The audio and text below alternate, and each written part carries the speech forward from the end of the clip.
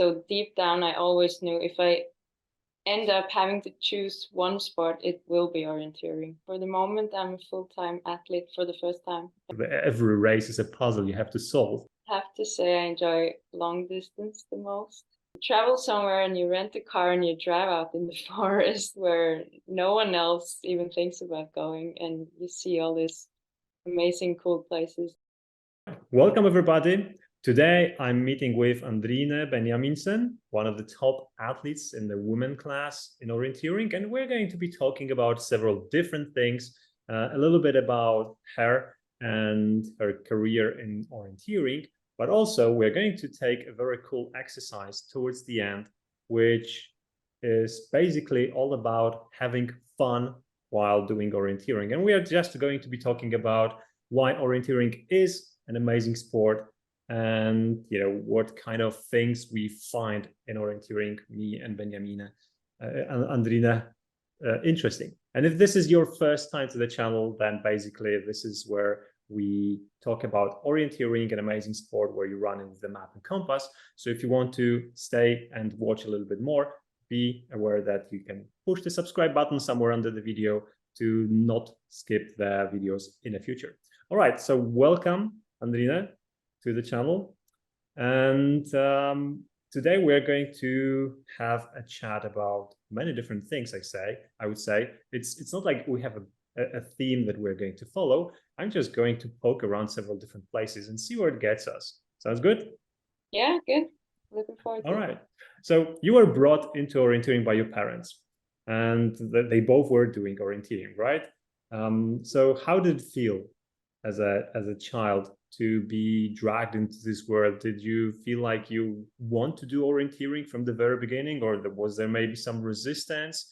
And how did you overcome that? That's really interesting to me because I have a daughter which is 11 years old, and I feel like I'm dragging her into orienteering, and she's definitely resisting a little bit, not much, a little bit. So it's super interesting to me as a parent. Yeah, so you need some tips on how to Absolutely convince her to start orienteering. Absolutely. Yeah, well, to me, as I remember it, it felt very natural to join my parents to orienteering trainings. And I have an older brother as well that also did orienteering, and I just followed him everywhere. Really looking up to my brother and just doing what he did. It was cross-country skiing and orienteering. Yeah, it felt very natural, and I also got some friends at my same age in orienteering. And one of my closest friends back then, and we're still very close now, we were really competitive with each other, but in a healthy and motivating way, I'd say. So whatever she did, I wanted to do it better, and I think she felt the same way to me. We always wanted to beat each other, but we also, respected and supported each other. So it was a healthy competition, and yeah, I was always looking forward to going to training and meet her and the others and go out and run fast and run well, and yeah, felt very natural. That's cool. Did you have any other sports that were competing with orienteering at some point in time, maybe? Yeah, I've done quite a lot of cross-country skiing and football as well. And I also wanted to do really well there. And I tried to combine it for as long as possible. But somewhere I realized that if I'm really going to be serious in one sport, it's going to be difficult to do something else on the side. Yeah. So deep down, I always knew if I end up having to choose one sport, it will be orienteering. Why? That's just where I felt more comfortable, and the social environment was really good as well. So I really enjoyed it a lot. And I think it's a strong suit of orienteering. How old were you when you were kind of forced to make this decision finally? I think 21. So that's pretty late. That's pretty yeah. late. Yeah, I tried to combine it for as long as possible. Then one winter I got sick and couldn't participate in the cross country skiing. So that was I see. that made my choice. Before we continue with this video, I just want to make a short stop over here and mention that from the beginning of 2023, I'm launching a program during which I will be showing you how to get better at orienteering step by step with detailed explanation of everything. So if this is something that sparks your joy and you want to join the tribe of like-minded people, then check the description of this video, search for Orienteering Academy, and all the details will be hidden under the link available over there. So hopefully many of you will still consider joining, and if money is the problem, then just let me know, we will figure something out. By the way, I will be giving away some free spots for the Orienteering Academy, so if you want to have a chance to get this kind of free ticket, then just comment on this video and you will be included in the poll from which I will pick the lucky winners. And now back to the video. I think you also have a sister who is doing ice skating. Yeah.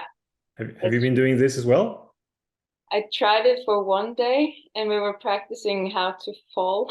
I didn't enjoy that. So not the best way to start the sport, is it? Yeah, how to fail. So yeah, no, but she became really good, and she did not enjoy orienteering at all. She was more into dancing and ice skating. So yeah. There are definitely people like that. I'm a little bit afraid that this is exactly my daughter, but we will see. Well, my sister turned out well as well, so. Exactly. So, you know, I'm not trying to force anyone to do orienteering. Everybody should do what he or she feels best. Yeah. All right. So I guess that from what you said, I gather that you're probably quite a competitive person. Yeah. Right? I remember this story about your friend and how you were competing with one another. It's actually a little bit true for my daughter as well, because whenever we're going to the competition and we know that some of her friends or so-called rivals, well, she's 11, so it's not really rivalry yet. But I feel that when she gets an opportunity to race with someone, it's always another factor that contributes to her decision. Okay, I will go with you. Yeah, cool. All right. So I was going to ask what you would do if you wouldn't be doing orienteering. Mm-hmm. But I guess that in terms of sports, you already said that orienteering was the choice, and you knew for a long time that if it comes to choosing, you will go with orienteering, right? Yeah.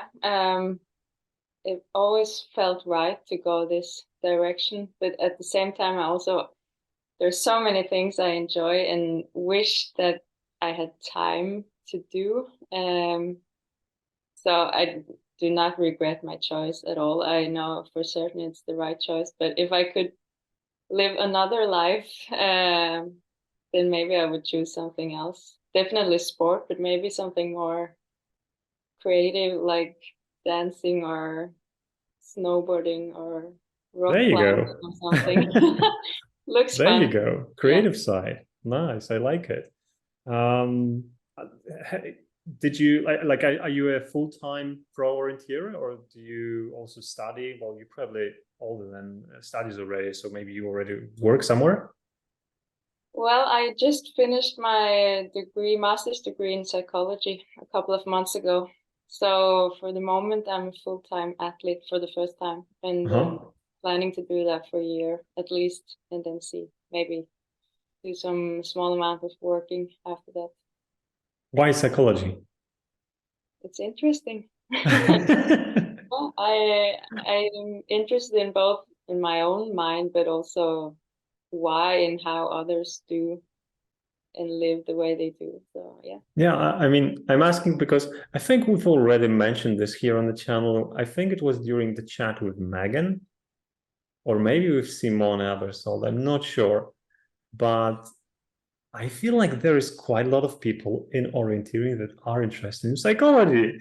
Okay, yeah, maybe not so many. And I think it's justified. I think it's justified because orienteering is, if you want to be a good orienteer, you don't only have to master your body, but you also have to master your mind. Yeah. Because it plays such a big role in our sport, right? Yeah, in orienteering, but in every sport or in every aspect of life. But orienteering is very complex. Yeah. With the technique and physics and the self-confidence and everything. So yeah, everything has to be good in order to work well together and end in a good result. Do you have any books from psychology that you would recommend for orienteers to read? There are, the last one I read that I really enjoyed is Feelings in Sport. It's how emotions affect performance in sport, and it's a really good book. Okay. I'll search it up and I'll put it in the description. Maybe someone will be interested. Yeah, cool. All right. What traits of your character do you think make you a good orienteer? Well, what has taken me this far might be my competitiveness, but it's also sometimes I'm my own enemy, and because I'm so ambitious and competitive, but it also is a huge motivation for me. So yeah, I don't know. That could be something. So I want to touch this topic a little bit more because I'm actually probably going to talk today with one of the top athletes that will be participating in jaywalk. And I think she might have the same problem. Yeah. So I want to ask you, why do you think it is a problem and how do you approach this? Well, it definitely has been a huge problem because in my junior career, I was taking myself too seriously. I really wanted to perform well, but I ended up being anxious for failing. So yeah, turned out really bad. I couldn't focus on the right things and focusing more on results than on the performance I needed to do. Mm-hmm. So I'm still very competitive and ambitious, but in a different way. And I focus more on enjoying orienteering and training and competitions, and the result is just yeah, I can't control it, the result. I just have to enjoy it and do my best and see what happens. This is what you would say to yourself, like if you could meet yourself at 18 years old? Yeah, I would probably try to say it, but I'm not sure I would have listened. I had to learn it the hard way. Exactly. That's the problem. Yeah. With the young people. They always want everything right now, right? And it's Yeah. hard to explain that. Yeah. Sometimes it's all about the journey, not the result, really. Yeah. All right. What is the one thing about you that most people probably don't know about? I've never asked this question on this channel, but I thought it might be interesting. Yeah. Well, my plan was to say that I have a master's degree because I don't think many people know that. Just only got it a month ago. But since I already told you that, the second thing I thought of was that I started a year ago. I started the bouldering, climbing. Oh, that's cool. Yeah, and it went quite well. So after 6 months, I think I was climbing the second hardest route, or I don't know, level of bouldering, and that was obviously quite good. The Wow, others, that's cool. How often do you practice? last autumn I did it. It was a bit less than once a week. I wanted to do it 1 or 2 times in a week, but with all traveling stuff, um, it was less. But when I was home, I did it once or twice a week. Okay, I'm asking because we actually started bouldering with my daughter as well. Yeah, well, Like 2 months ago, 2.5, something like that. Yeah. And it is a lot of fun. I always liked watching, people climbing, and I've consumed lots of materials around this area as movies or videos. But last time we just decided that we want to go to the local gym and try it for ourselves, and it is a lot of fun. Yeah, it is, exactly. Awesome. All right. The next one I have is, what do you do to relax when you want to take it easy, when you want to have a rest day? What do you do? Yeah, there are like two different kinds of relaxation, physical and mental. So for physical relaxation, I like to read a book or draw or do Sudoku or puzzle, just really easy. Watch a movie with friends, something. Mhm. But for mental relaxation, I reckon I could do some easy activity as, for example, bouldering or yoga or going for a walk, going for a swim in the ocean, something like that. Do you do Well, yoga regularly as well? I have done, did it every evening for 1.5 years. But now lately I've been traveling so much, so I kind of lost rhythm. But yeah, I like to do it almost. I try to do it every day. Cool. Oh my God, we have so much in common. Oh, Well, I'm oh, not doing it every day. I do it 2, sometimes 3 times a week. So not that as often as you are. Yeah, but it has been a routine in my schedule for a while. Me and my wife, we are doing it together. Actually, even this weekend, we're going for a yoga retreat, for a 3-day yoga retreat. So okay. going to have some Oh, fun there as well with a yeah. bunch of Never friends. done that. And yeah, I think it's so. My reasons for doing yoga is that I want to, I'm getting older, and I want to just keep the flexibility. Yeah, I've never been super flexible, so I know it's definitely my weak side, and I feel like yoga is helping me in some areas definitely improve. In other areas, at least keep the flexibility that I have right now. That, generally speaking, the older you get, the less flexible you are. yeah, So that's my goal for it. Of course, I am a little bit ambitious every time I practice yoga. So when I'm practicing by myself, I can do whatever I want. But when I'm joining a group that is led by a teacher, yeah, usually the group has people that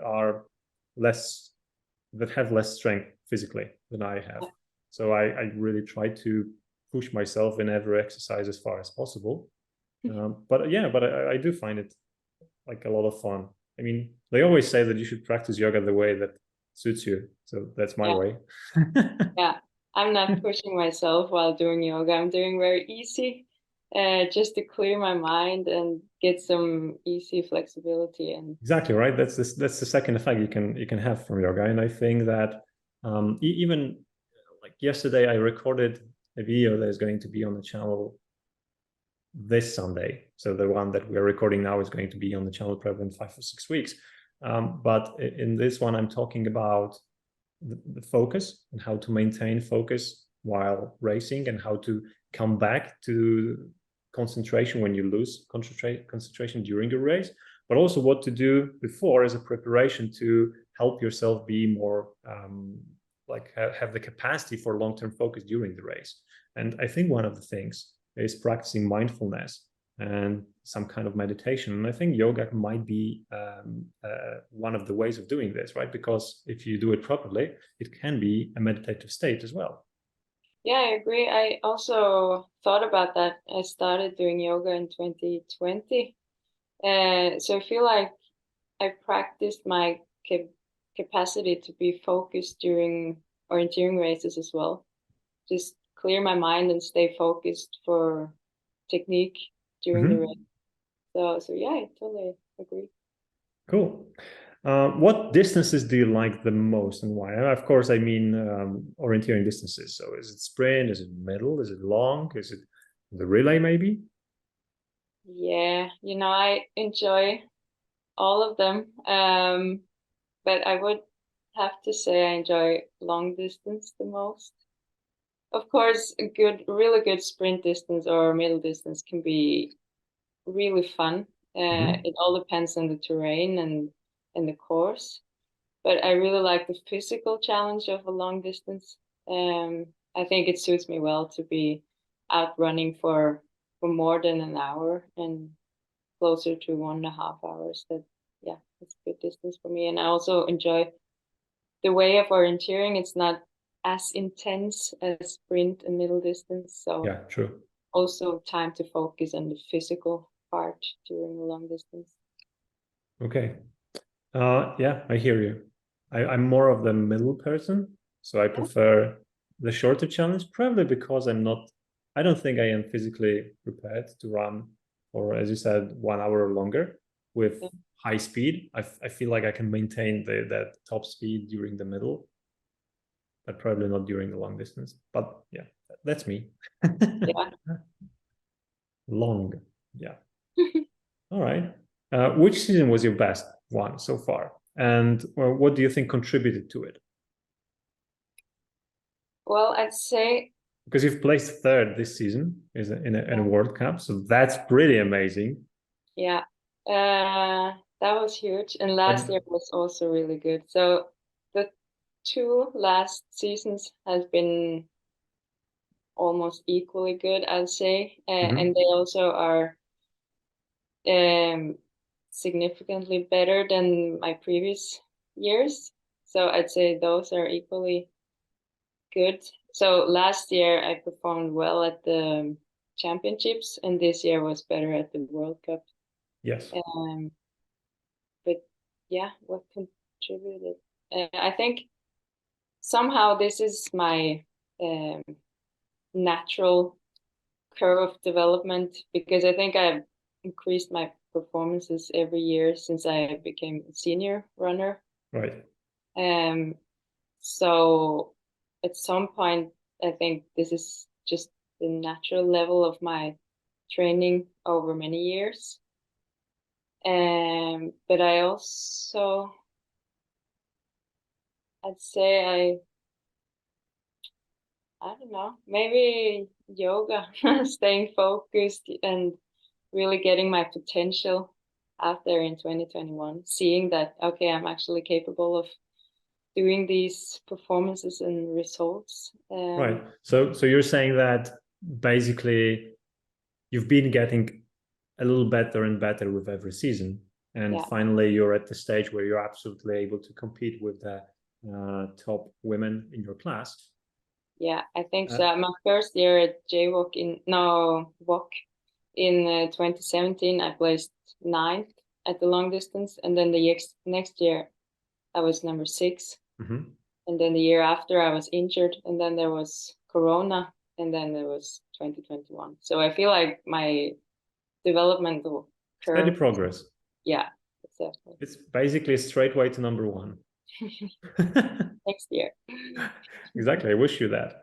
And if we look at the orienteering technique, the navigating with the map, do you feel like you've already been really, really good when you entered the seniors class, elite class, or do you think that there was some significant improvement in that area that allowed you to step up your game while running with the map?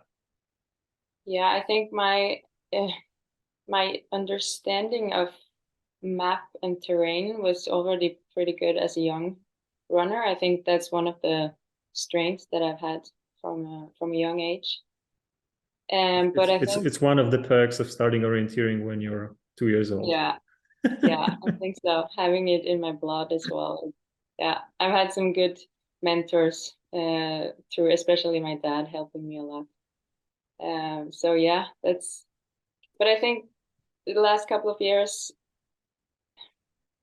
and yeah, I've still had like one mistake in almost every race, making me lose a minute or something, which has cost me potential top result. Yeah. Uh, so yeah, I don't think I think the World Cup in Italy this year was actually two of my best technical races in my career. They weren't Cool. perfect, but close to perfect. So Right. But it is like I feel like it's super difficult to actually have a clean race yeah, while doing orienteering, right? You can, first of all, the better you get, the more elements you find that you can improve on. yeah, true. So like what maybe a little bit silly example, but when I'm talking with my daughter's friends, for example, or even the youth from my sports club, like they are 14, 15 years old, and I ask them, how was the race? They say, no, it was pretty good, right? And then we look at the results, we look at the splits, we analyze, and we're like, okay, you say it was pretty good, but there was like 7 minutes of mistakes altogether. Yeah. Yeah. But the Yeah. problem is that they don't, sometimes they don't even count some things as mistakes, right? And you do, because you already know a lot more. But at the same time, when you're, correct me if I'm wrong, but I think that when you're running at the racing speed and at the world level, then you're running somewhere close to this border that is a very thin line between having full control and having not full control, right?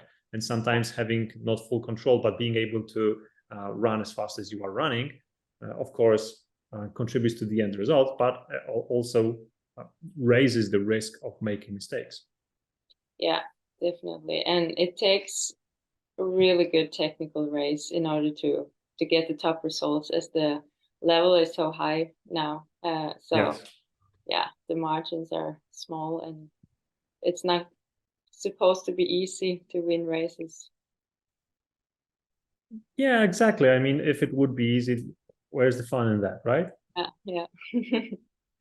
Explanation for everyone. What we did is I asked Andrine before the interview to prepare a list of things that she thinks are fun in orienteering. So why is orienteering such an exciting sport? What makes it an amazing experience that we all want to participate in? And of course, I prepared my list as well. And we said that we are going to take turns describing our points. So that's exactly where we are right now. And I'm looking at my list. I guess I will start from the beginning and see where it takes us. So the first one, I guess that I've been writing them in order of importance to me. That's what I would say. And the first one I have is that orienteering is a unique combination of mental exercise and physical exercise at the same time. Of course, there are other sports that maybe come close, but I've never at least tried, and I'm a curious guy, so I try different things, but I've never tried any other sport that would put these two at the same level as orienteering does. And for me personally, it makes this sport a lot of fun because I like this puzzle side of orienteering. Like every race is a puzzle you have to solve, and of course the goal is to have a perfect race, and it's so hard to achieve that you almost never get there, which makes it interesting for me because there is like something that I'm trying to get to but I never can, but I feel like I'm getting closer and closer and closer and closer, but there is still always this little margin, as you said. It's hard to get a perfect race. So that's I think the most important part of orienteering for me personally, that keeps me doing it for the last 25 years. Yeah, nice. I have that on my list as well. I suspected that. Yeah, it's a good combination. Makes it interesting, more interesting than just running, for example. Yes. So if you ask me to go for a run, I'm like, boring. But if you ask me to run with the map, I'm like super excited, and I'd be happy to do that. Yeah. Yeah, great. Okay. Your So turn. my turn. On top of my list, says meeting new people. Yeah, I really enjoy that. Hanging around at the quarantine can be really fun before races, just chatting to people. And after races, I love walking around at the arena and chatting to people. So yeah, I think orienteering has brought me a lot of friendships, and I really enjoy the kind of people that do orienteering. It's a special kind of people sometimes. And I enjoy getting to know them and travel around and hanging out with friends in different countries as well. Yeah. Absolutely. Would you say that you're a social person? 10 years ago, I'd say no, but today I'd probably say yes. Do you think that orienteering contributed to that change? A part of it, maybe, yeah. All right. Yeah, of course, I have this on my list as well as number 6. And I think it's so true. And I totally agree with what you said, that orienteering attracts a certain kind of people. Yeah, It's probably true to other areas as well. But yeah, I really find the people that do orienteering like easier to be with, easier to talk to. And of course, we have some common interests, with orienteering, of course, being one of them. Yeah, but I think that it maybe also because orienteering requires a certain capacity of fast and logical thinking during the race to solve this puzzle that I've mentioned earlier. It brings in people that are really intelligent, and it's yeah, fun to be around these people. yeah, it is. And it's not like we're not in it for money or fame or anything. It's just Yeah, doing it definitely not. because it's fun. So yeah, Okay, so number 3 I have, and it's definitely one important to me, is that it's a sport that is really close to nature. yeah, And I'm talking about not only that we are running through those forests, of course, there are also sprint distances, but the forest is definitely something that I enjoy the most. But also the event centers are always somewhere near the nature. It's not like you're sitting somewhere in the middle of a city or a building, but you're usually just in the open field or next to the forest or in the forest. And if the weather is good, it's such an enjoyable time over there. Yeah, so that's definitely what I like about orienteering. yeah. It's on my list as well, of course. Sorry. Yeah, but that's a good training center, the forest and the nature, and yeah, I agree. True. All right, so okay, next I'll say to travel and see new places. I think one thing is to travel to a new football field, or for a vacation you go to tourist places and cities. But with orienteering, you travel somewhere and you rent a car and you drive out in the forest where no one else even thinks about going, and you see all these amazing cool places and new type of terrain. So yeah, really grateful for that. Exactly. So I'll read exactly what I've written, and you will see how close this is to mine. So I wrote traveling, discovering places that you would never see otherwise. Yeah, Right? That's exactly what you said. yeah, it's And that's really exactly cool what to I love. see. Yeah, you really get to feel how the locals live in those areas because it's not touristy, or yeah, you eat their food and you live in their forests. Yeah, Exactly. I sounds love it. really So whenever, well, I want to say that whenever we are traveling, we always try to stay out of the big cities, maybe with some exceptions. But also, and it's probably similar on your side, whenever we are traveling, as I'm saying, we as a family, we are always traveling with orienteering in mind. So we're going somewhere, and is there a competition? Can we do at least some training? Are there maps around? If yeah, there aren't, then no, we can't go there for too long, like 3 days tops. yeah, yeah, true. All right. So the next one I have is that orienteering trains toughness in people. And I don't mean like physical toughness, because obviously this will be true to many different sports or for many different sports.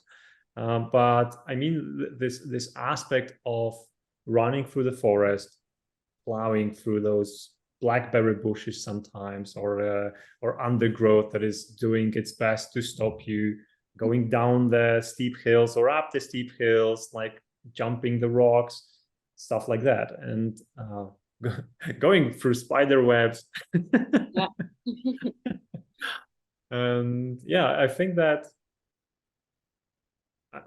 I personally like being close to nature, and I feel like a lot of people have forgotten how close to nature we've been not so long ago, really, right? And now we are enclosed in these concrete conglomerates, cities, right? And everybody sees a bug and like, it's a bug, right?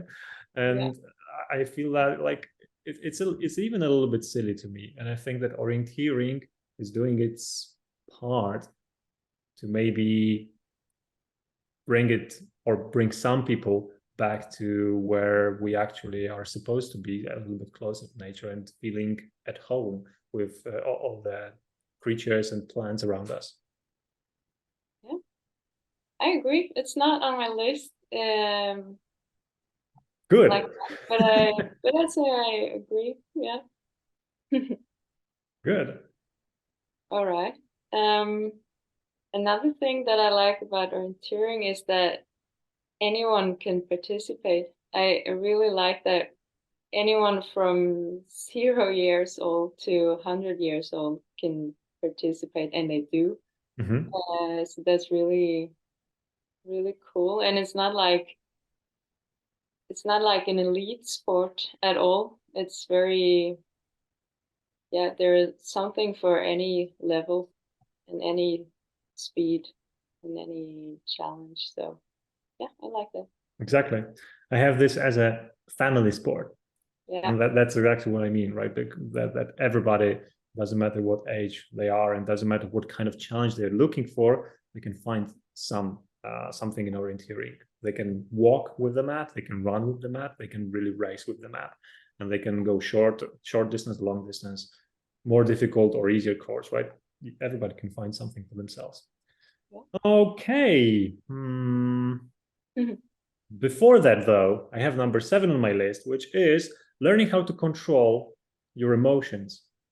And again, it might be true probably for more sports, and I'm sure that's true for more sports. Right? There is a whole sports psychology department responsible for teaching that.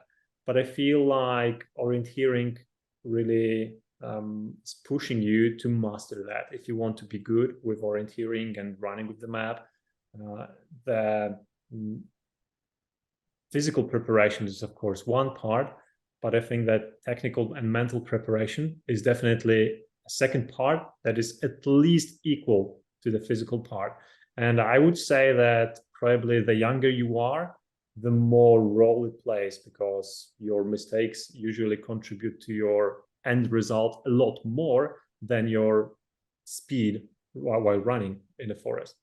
So that's why I like orienteering. It pushes you to think about it and work on it. And I think that controlling your emotions helps you not only in orienteering, but actually in everything you do in life. And that's what's amazing about it.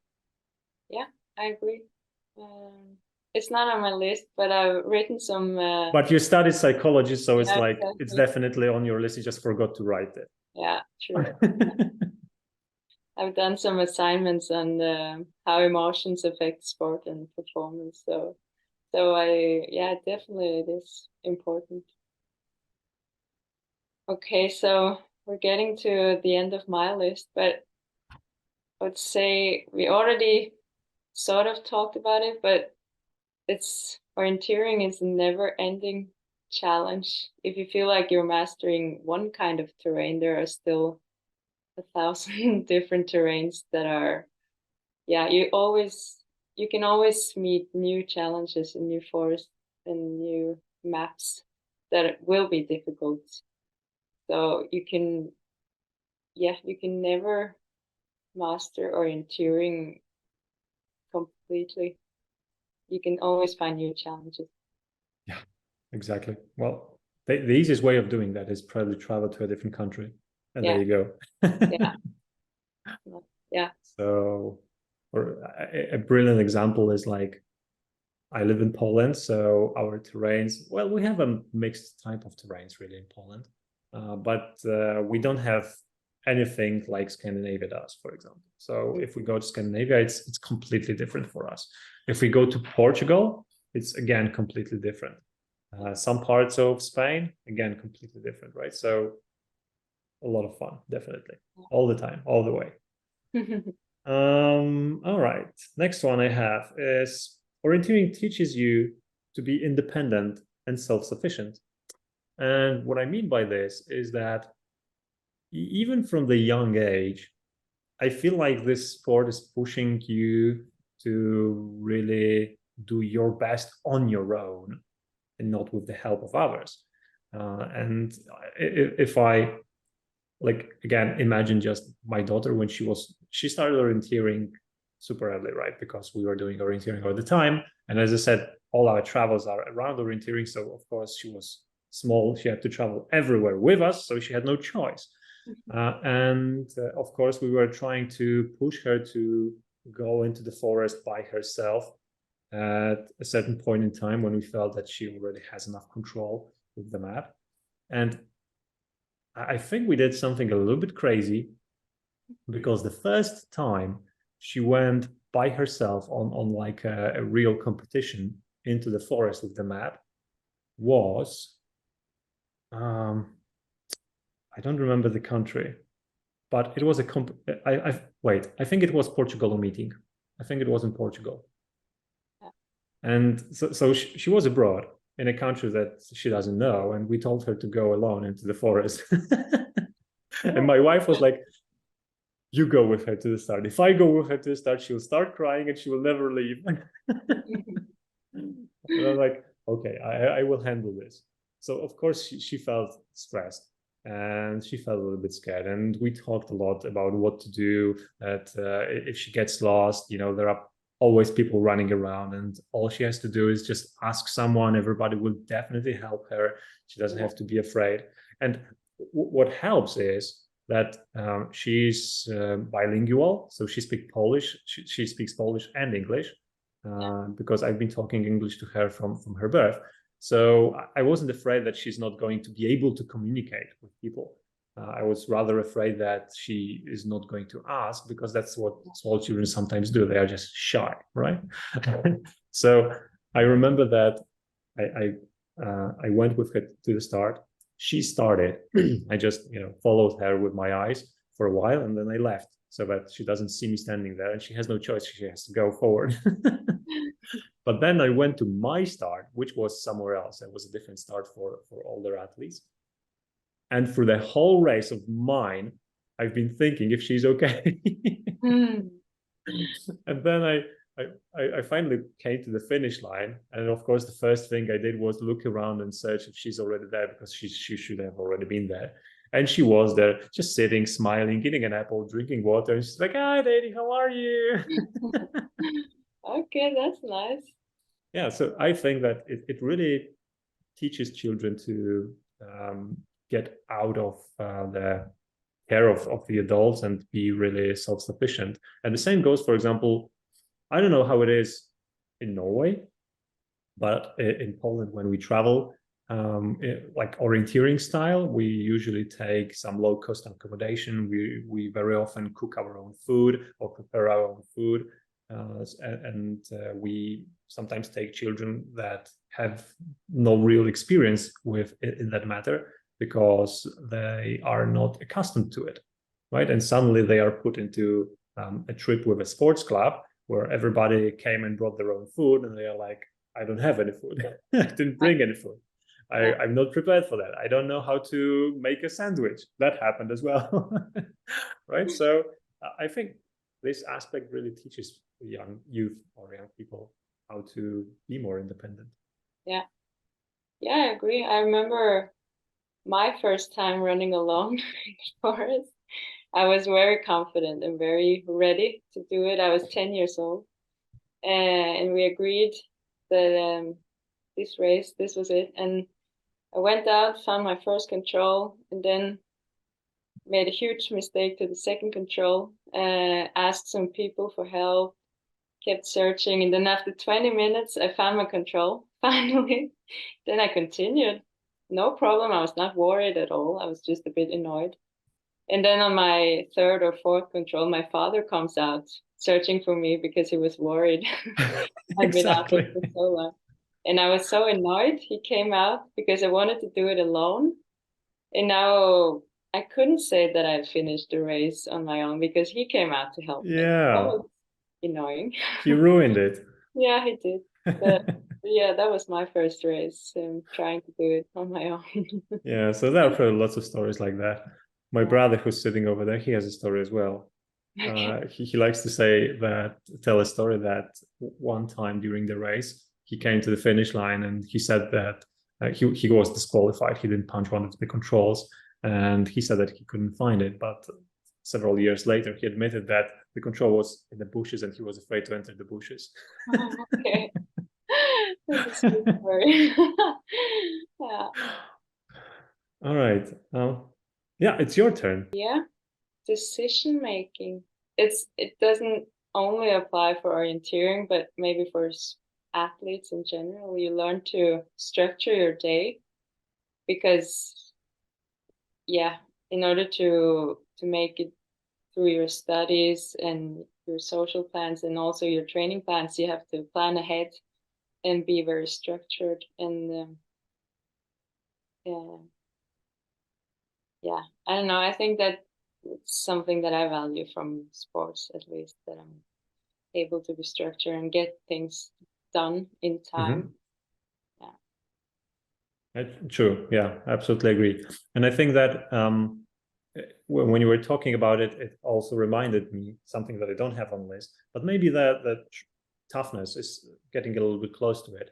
That sports also make you more adaptive when it comes to pushing forward and being persistent in pursuing your goals. I think this is a good summary. So if you have something in sports that you want to achieve and you're working hard towards it, you have to put really a lot of effort into doing this, and you have to be very systematic in your approach, because anytime you take a break, everything falls apart and you lose more than you gain from the break usually. You have to you have to be focused for a long period of time and just do and do and do and do and do and hope for the best in the end, that sometimes even doesn't come. So I think it's an important lesson in life in general. Yeah. Okay, the next one is about imagination. And this, I wrote this because I think it's connected with running with the map specifically.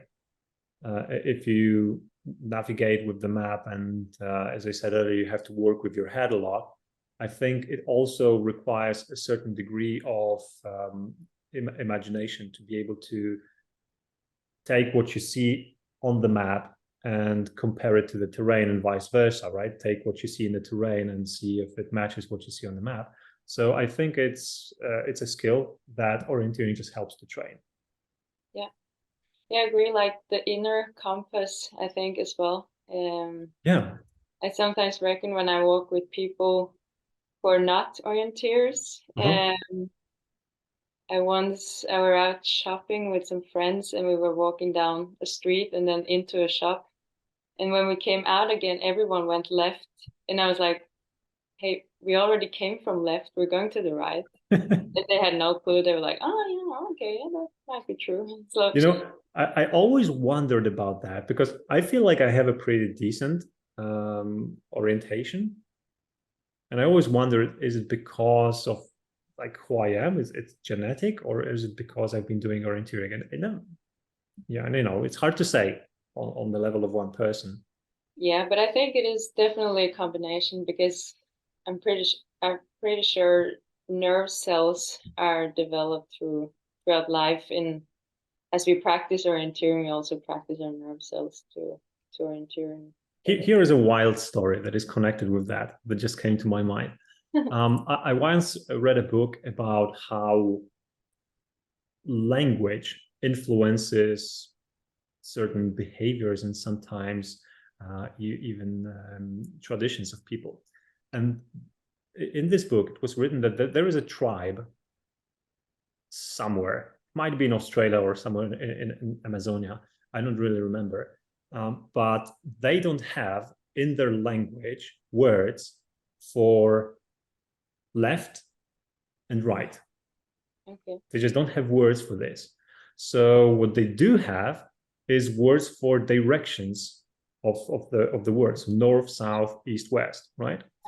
Therefore, they have developed in their heads the ability to always control where certain directions, where directions are. So if you put them into a building or a tunnel where they don't even have the visual reference that they can use, and they start walking in all the different directions, they will always know which way north is, which way south is, and so on. Amazing, isn't it? Yeah, okay. That's interesting. That's quite cool as well. Yeah. All right. Number 13 is a plus for me because it says you can run on soft terrain. And I think it's just healthier for the knees. I had some troubles with my knees like 20 years ago. So it was a long time ago. But since then, I'm kind of careful about it and I try not to run for too long on hard surfaces. So I think that, again, orienteering just puts me exactly in a right spot over here when it comes to running. Yeah. Yeah, I agree. I sometimes count orienteering as alternative training because it's so soft for your body. And instead of going out cycling, for example, I could just run in terrain instead of running on roads. Yeah, so in our sports club, we have a section that does just athletics, track running. And whenever someone gets injured over there and they need to take it easy, the coach usually sends them to some orienteering competitions. Yeah. Well, there you go. 14 is for you. You can have this one. Yeah. You improve your immunity while running in every weather. Yeah, I think both the weather, but also training in general improves immunity. Do you think mentally or like the immune system? What is your thought behind it? Immune system, yeah. Yeah, I think so. I remember we had some children that were joining our sports club, and whenever there is a bad weather, they were always asking, "Is it training today?" And we're like, "There is always training. The weather doesn't matter." Yeah. And we also had some cases of children that were really sickly. They were getting sick quite often, and after half a year of training in the club and really experiencing all those the different kinds of weather, their immunity really improved, and they were able to just go for longer periods of time without ever getting sick. So yeah, I think it definitely contributes. So something I always laugh about is that when I've been working in my old office, sometimes I was just crossing from one building to another, and it was like I don't know, 200 meters that I had to go through the open area. And even during winter, I wasn't putting anything on. I was just going from one building to another in my shirt. And the guys from my team were like, "What are you doing? You're going to get sick." Or once I did this, and then I couldn't move my neck for a week. And I'm like, how is that possible, right? We are going to the training and we are changing our pants standing in the snow and we're all fine. Yeah.